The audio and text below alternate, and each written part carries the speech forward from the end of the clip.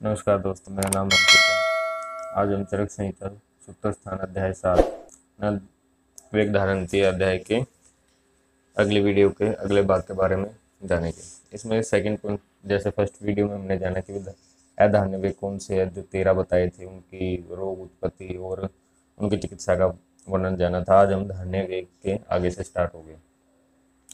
इसमें क्या, धान्य वेग का सैद्धांतिक आधार। इसमें क्या, जीवित अवस्था में मृत्यु के पश्चात जन्मांतर में भी अपना हित चाहने वाले व्यक्ति को ऐश्वर्य, साहस तथा मन वचन शरीर के निंदित कामों के वेगों को रोकना चाहिए, ये बताया इसमें। ये तीन होते हैं इसमें, मानसिक, वाचिक और कायिक, या जिसको शारीरिक कह देते हैं। कि भी किन को धारण करना चाहिए, ये कहीं भी ऐसे ही नहीं बोलना चाहिए या सोचना चाहिए या कुछ करना चाहिए, ये बताया इसमें। जैसे बुरे मानसिक धारणीय वेग के अनुसार, जैसे लोभ, शोक, भय, क्रोध, अहंकार, ईर्ष्या, अतिराग, अविद्या, ये मीन्स बुरे मानसिक धारणीय वेग बताए गए हैं। अब बुरे वाच्य कौन से है कि भी कठोर बोलना, चुगलखोरी करना, झूठ बोलना, अकाल युक्त वचन बोलना कि बिना बातें कुछ कुछ बोलता जा रहा है ये। अब ये असस्त शारीरिक धारणीय वेग कि दूसरों को पीड़ा देना, पर स्त्री से संभोग करना, चोरी, हिंसा, ये करना कि किसी को दया का भाव नहीं दिखाना।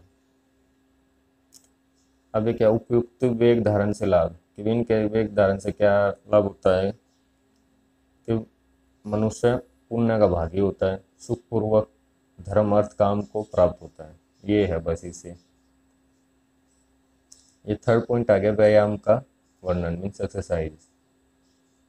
इसमें व्यायाम की परिभाषा बताई गई है, श्लोक में बहुत अच्छे से बताई गई है कि शरीर चेष्टा या चेष्टा स्थैर्यार्थ बलवर्धनी ध्येय व्यायाम संख्याता मात्र्या ताम समाचरे। जो शरीर की वह चेष्टा जो मन के अनुकूल हो, शरीर में स्थिरता लाए, बल को बढ़ाने वाली हो, उसे शारीरिक व्यायाम कहा गया है। उसे उचित मात्रा में ही सेवन करना चाहिए। व्यायाम से लाभ क्या होगा कि शरीर में हल्कापन आएगा, कार्य करने की शक्ति बढ़ेगी, स्थिरता आएगी, दुख सहने की क्षमता, वृद्ध दोषों की क्षीणता, अग्नि की वृद्धिता होगी। ये बताया कि व्यायाम से क्या लाभ होगा। अधिक व्यायाम से हानि क्या है, अधिक व्यायाम करूँगा तो मैं क्या होगा, थकावट, क्लम, रसादी दांतों का क्षय हो जाएगा, प्यास की दिक्कत होगी, रक्त पित्त रोग, प्रतमक श्वास, काश, ज्वर और वमन रोग उत्पत्ति होने के भय रहता है। व्यायाम के लक्षण कि वो पहले थे हमारी परिभाषा, फिर आए थे लाभ, अब उनके लक्षण कि भी कैसे।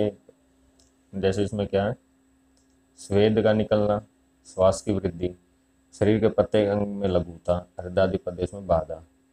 ये मीन्स बाधा मीन्स कि भी हम जैसे एक्सरसाइज करते हैं कोई, तो हमारी सांस की गति या हमारी धड़कन वो हाई हो जाती है, वही बताया इसमें। अब इसमें बताया कि भी इन चीज़ों का अधिक सेवन नहीं करना चाहिए। क्या क्या, व्यायाम, हंसना, अधिक बोलना, रास्ता चलना, मैथुन, जागना आदि कर्म का ज़्यादा सेवन नहीं करना चाहिए, इसमें बताया। इन कर्मों को और इनके समान अन्य कर्मों को व्यक्ति अधिक मात्रा में सेवन करता है तो वो मृत्यु को प्राप्त हो जाता है। ये बताया कि जैसे हाथी खींचने से सिंह को मृत्यु आ जाते है, उसी प्रकार ये ज़्यादा करने से, अपने सहसा से ज़्यादा काम करने से मनुष्य को भी मृत्यु प्राप्त हो सकती है। व्यायाम क्या, योग्य पुरुष कौन है, किसको नहीं करना चाहिए, जो पहले ही क्षीण है, मैथुन वाला, अधिक भार वहन वाला, अधिक रास्ता चलने वाला, जो अधिक कृष हो गए हो, क्रोध, शोक, भय, परिश्रम से आक्रांत हो, बालक, वृद्ध, प्रबलवाद प्रकृति वाले, उच्च स्वर से बहुत बोलने वाले, भूख और प्यास से पीड़ित, इनको व्यायाम नहीं करना चाहिए।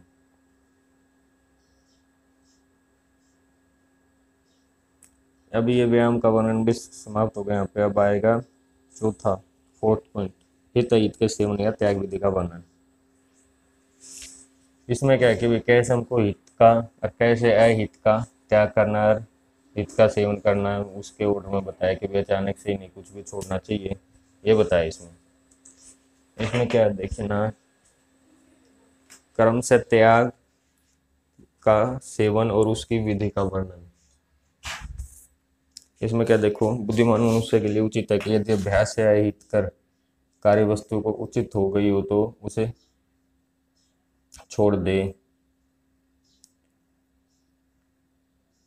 अहितकर वस्तु को त्याग कर हितकर वस्तु को सेवन कर्म यही उपदेश कर रहे हैं। हितकर वस्तु का शरीर में प्रक्षेप करने से अहितकर वस्तु का पादांशिक कर्म में, ये बताया कि भाई पादांशिक कर्म में सहारा लिया जाता है, किसी भी चीज को छोड़ने के लिए या किसी हित वस्तु का सेवन करने के लिए पादांशिक कर्म में ही उसका वर्णन बताया गया। विपाद का मीन्स होता है 1/4, चौथाई, कि भी चौथाई अंश, एक चौथाई अंश छोड़ना या एक चौथाई अंश हितकर वस्तु का सेवन करना, यही बताया गया इसमें। पादांशिक कर्म, कई बार ये पूछ लेते हैं कि भी पादांशिक कर्म कहाँ पे वर्णित है, इससे क्या लाभ है।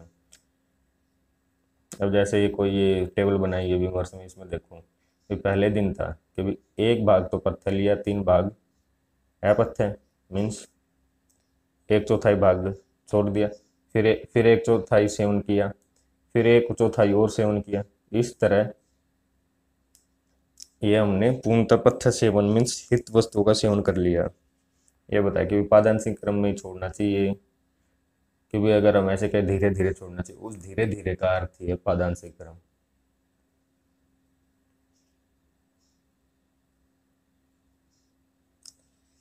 इससे क्या लाभ होगा, क्योंकि पादांशिक क्रम में विधि क्या है कि भी कर्म से दूर के दोषों का शरीर में पुनर्भाव अपुनर्भाव नहीं होता। कर्म से शरीर में लाए गए गुण अपरकम में स्थिर हो जाते हैं, ये बताया इसमें। शारीरिक प्रकृति का वर्णन, अब इसमें बताया कि भाई शारीरिक प्रकृति का वर्णन कैसी कैसी प्रकृति होता है। इसमें कुछ बताया कि भी कुछ तो सम वात पित्त कफ होती है जो गर्भ से ही बनती है, कुछ गर्भ से ही वातल प्रकृति होते हैं, कुछ पित्तला प्रकृति होते हैं, कुछ श्लेष्मा प्रकृति के होते हैं। इसमें जो स्टार्टिंग वाली है मीन्स सम वात पित्त कफ वाली, वो तो अनातो मीन्स वो व्यक्ति स्वस्थ रहता है जिसकी ये है। और जो ये वात आदि मीन्स वातला पित्तला श्लेष्मा, ये हमेशा रोगी रहते व्यक्ति, यही बताया गया इसमें।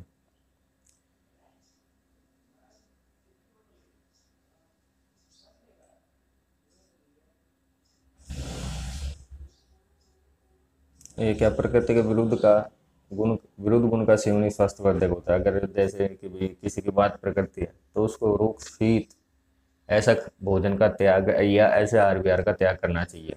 मीन्स उसको कैसा खाना लेना चाहिए, कभी स्निग्ध भोजन, ऐसा भोजन लेना चाहिए जो स्थिर हो।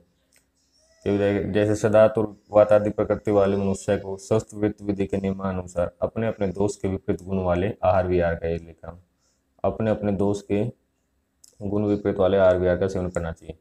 सम धातु प्रकृति वाले को सर्वदा सभी प्रकार के रसों का सेवन करना चाहिए। जो प्रकृति जिसकी समत हो उसको तो सभी तरह के लेने चाहिए, यही बताया इसमें।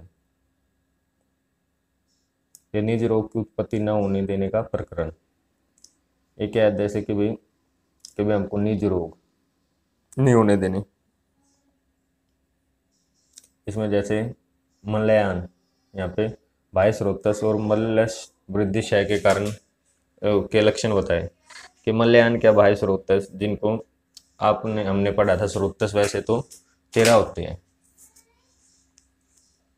वो पराभयंतर स्रोतस होता है, ये बाह्य स्रोतस आप देख लीजिए आप इसको, क्योंकि इसमें गुदार मूत्र मार्ग ये नीचे ले भाग में होते हैं, सिर में 7 होते हैं, 2 नेत्र, 2 कर्ण, 2 नासिक छिद्र और 1 मुख। स्वेद मार्ग लोमकूप, इन्हें मलयान कहा गया। ये जो बाह्य मलयान या बाह्य स्रोतस इस तरह बताया गया है। 9 तो 7 तो मुंह में, शिरोभाग में, 2 गुद, एक गुद भाग में, एक मूत्र भाग में, और एक सर्व शरीर में क्या है, लोमकूप या स्वेद मार्ग। जब दुष्ट होकर, इसमें क्या है, जब दुष्ट होकर मल मात्रा से अधिक हो जाता है, इन मल मात्रा को बाधा पहुंचाते हैं। जब ज़्यादा मल बनेगा या ज़्यादा में स्वेद बनेगा तो मैं ज़्यादा स्वेद वो रोमकूपों को बाधा पहुंचाएगा, उनको रोक लेगा, उसमें भारीपन आएगा या उनका संग हो जाएगा। मलों की वृद्धि, मलो मार्ग में हल्कापन आ जाने से, मलों की अति उत्सर्ग होने से मलशय का ध्यान करना चाहिए। कि अगर मैं स्वेद आ ही नहीं रहा है तो मल क्षय का ध्यान करना चाहिए। अगर मैं स्वेद ज़्यादा आ रहा है या कुछ भारीपन हो रही है मेरी त्वचा में तो मल वृद्धि का ध्यान करना चाहिए, ये बताया इसमें। इसमें क्या व्याधि विपरीत हेतु विपरीत चिकित्सा, इसमें बताया कि भाई मल वृद्धि और मल क्षय से उत्पन्न रोगों को दोष की वृद्धि और क्षय के लक्षण से जानकर साधा रोग की चिकित्सा मात्रा काल विचार कर व्याधि प्रतिद्वंद मीन्स व्याधि विपरीत, हेतु प्रतिद्वंद, हेतु विपरीत, औषध आहार विहार के द्वारा चिकित्सा करनी चाहिए। ये आगे एक्सप्लेन किया जाएगा निदान स्थान प्रथम अध्याय में, वहाँ पे इसके विमर्श फॉर्म में चक्कर पानी दत्त द्वारा बताया गया है। स्वस्वृत्त का पालन करना चाहिए। जो व्यक्ति विषम स्वस्वृत्त अर्थात स्वस्वृत्त के पूर्ण नियम का पालन नहीं करता वह क्षय और वृद्धिजन्य रोगों से पीड़ित रहता है। और जो स्वस्थ रहना चाहता है मनुष्य, जो व्यक्ति स्वस्थ रहने के अभिलाष है जिसको, तो स्वस्वृत्त के नियमों का पालन करना चाहिए, बताया इसमें बस। स्वस्वृत्त के नियमों का पालन हमको अवश्य करना चाहिए। दोषों का निधन काल, ये बताया कि भी देखो दोषों का निधन काल, किस दोष में उनको और किस काल में उन दोषों को निकालना चाहिए। मीन्स हम तभी निकालेंगे किसी भी दोष को जब वो प्रकोप अवस्था में होगा अपना।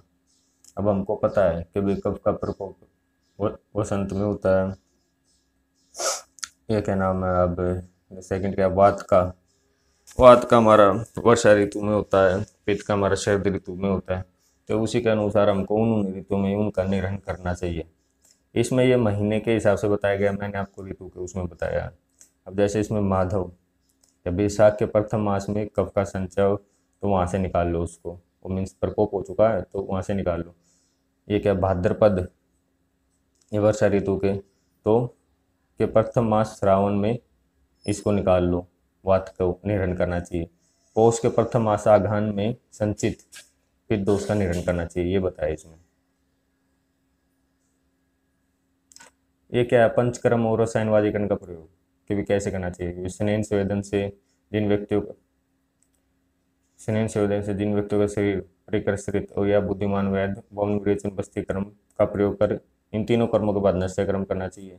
इसके बाद काल विधि, जब इनसे शुद्धि हो जाए, पंचकर्म के बाद हमारा शरीर शुद्ध हो जाए तो बाद में क्या प्रयोग करना चाहिए, सिद्ध रसायन और वृक्ष योगों का प्रयोग करना चाहिए, बताया गया इसमें। पंचक्रम और रसायन वाजीकरण से लाभ क्या, ऊपर बताए गए नियमों का पालन करने से वात पित्त कफ रस आदि धातु साम्यावस्था में रहती है। इस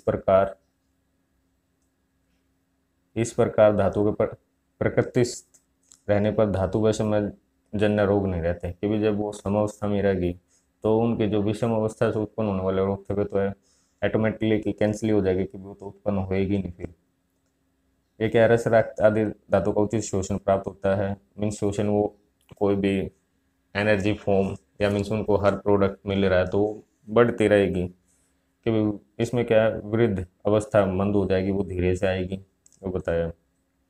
निज रोगों की अनुत्पत्ति में से संबंधित उपसंहार, इसमें क्या इस उपयुक्त विधियाँ इसलिए बताई गई है कि निज व्याधि की उत्पत्ति न हो। मीन्स जो निज क्या होते हैं, दो तरह की व्याधियाँ हमको पता है, निज और आगंतुक।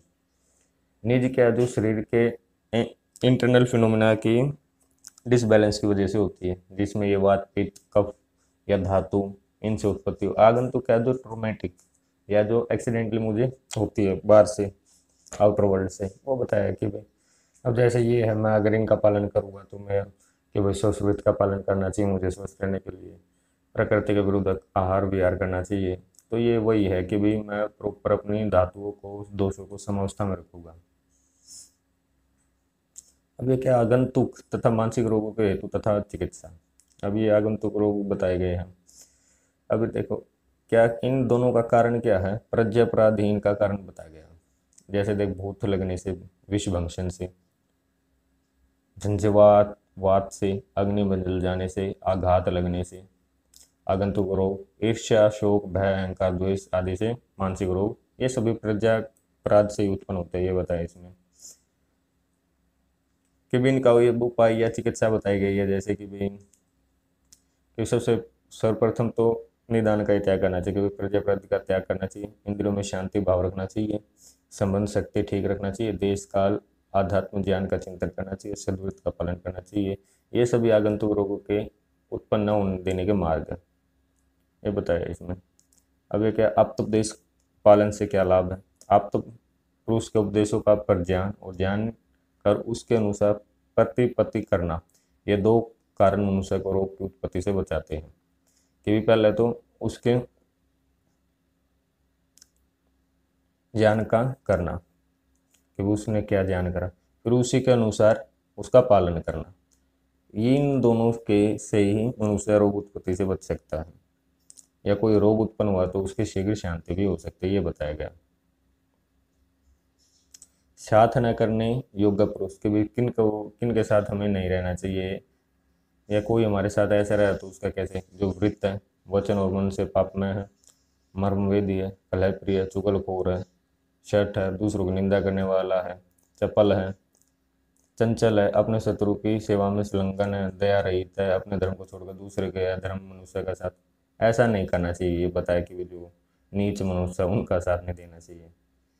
साथ करने योग्य किन का साथ देना चाहिए, जो सज्जन है, जो बुद्धि विद्या अवस्था शील धीरता समझ शक्ति समाधि में वृद्ध जनों की सेवा करनी चाहिए, दूसरों के स्वभाव को जानने वाले, शारीरिक मानसिक दुखों से रहित, शंका रहित, शांत हो, उनका हमें हमेशा, जो प्राणी मात्र को अच्छे मार्गों का उपदेश कर रहा हो उनका हमें हमेशा साथ रहना चाहिए, उनका साथ लेना चाहिए। ये बताया इसमें सदा हित सेवन करने ना चाहिए। इस संसार में रहने और संसार में और मरने के बाद सुख की इच्छा रखने वाले बुद्धिमान पुरुष को चाहिए कि वह आहार आचार सभी प्रकार की चेष्टाओं से हितकार वस्तु के सेवन में अधिक प्रयत्न करे। इसमें उदाहरण तो बताया जैसे कि रात्रि में दद्दी नहीं खानी चाहिए, बिना घी बिना चीनी बिना मूंग दाल बिना मधु गर्म करके बिना आंवला मिलाए दही का प्रयोग नहीं करना चाहिए। ये बताया इसमें दही का वर्णन। दद्दी संबंधी उपसंहार, दद्दी खाने के जो नियम बताए गए हैं उन नियमों को छोड़कर मनमाने ढंग से दद्दी खाने से क्या होता है कि भी जो रक्तपित्त विसर्ग कुष्ठ पांडु भ्रम कामला रोग की उत्पत्ति हो जाती है।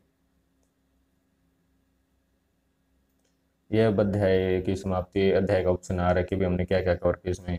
एक तो धान्य वेग कवर किए, धान्य वेग कवर किए, व्यायाम किया, प्रकृति का वर्णन किया, आगंतुक रोगों की उत्पत्ति न होने के कारण बताए। ये ऐसे ही बताएगा। अब ये चैप्टर समाप्त हो गया। धन्यवाद।